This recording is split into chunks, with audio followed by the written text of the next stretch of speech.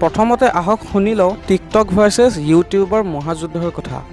দুয়ো এপৰ ইউজাৰসকলৰ মুখৰ দ্বাৰা বাকযুদ্ধ, তাৰ পিছত ছ'চিয়েল মিডিয়াত ধুমুহা। ইফালে আকৌ মিমাৰসমূহ আছেই নহয় জলাজুইত ঘিউ দিবলৈ। লকডাউনৰ মাজতে ছ'চিয়েল মিডিয়াত ট্ৰেণ্ডিঙত এইবাৰ কৰোণা নহয়, এইবাৰ আকৌ হেছটেগ টিকটক বেন ইণ্ডিয়া। দুয়োৰে বাকযুদ্ধত দুয়োফালৰ পৰাই ভিডিঅ'ৰ দ্বাৰা আক্ৰমণ প্ৰত্যাক্ৰমণ। ইফালে মনোৰঞ্জন হৈছে হোম কোৱাৰেণ্টাইন থকা সকলোৰে। দুয়ো ছ'চিয়েল প্লেটফৰ্মৰ ইউজাৰসকলৰ খণ্ডযুদ্ধ ইমানেই তুমুল যে অৱশেষত ই পালেগৈ ৰাষ্ট্ৰীয় মহিলা আয়োগ আৰু আৰক্ষীৰ ওচৰ।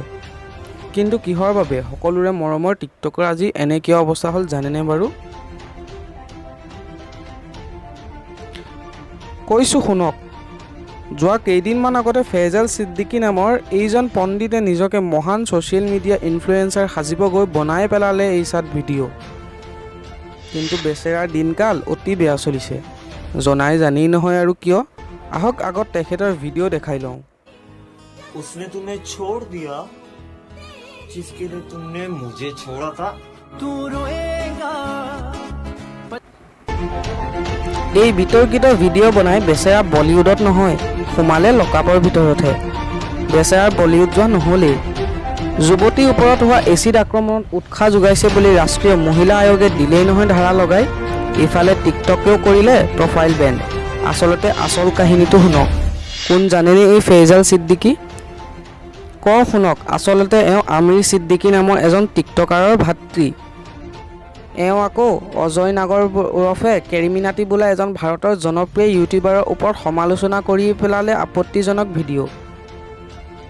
ইউটিউবাৰজনৰ অনুৰাগীসমূহ অৱশেষত আমিৰ ছিদ্দিকীৰ ওপৰত উঠা খং ৰাইজে দি দিলে ভাতৃ ফেজালক। তাৰ লগে লগে ভাৰতবৰ্ষত খলকনি তোলা টিকটকৰ ভৱিষ্যত অন্ধকাৰ।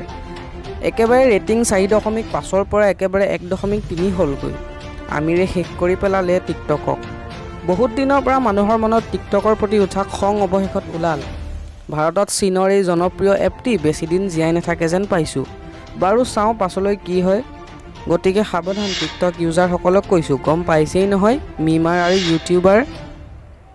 গতিকে হোম কোৱাৰেণ্টাইনত মনোৰঞ্জনৰ কমি নাই। সেয়ে ঘৰতে থাকক, সুস্থ থাকক, পৰাপক্ষত ঘৰৰ পৰা নোলাব। নহ'লে জানেই নহয় কৰোণা গাত লাগিব হ'লে টিকটকত ভিডিঅ' বনাই বলিউড যোৱাৰ সপোন হৈয়ে ৰ'ব।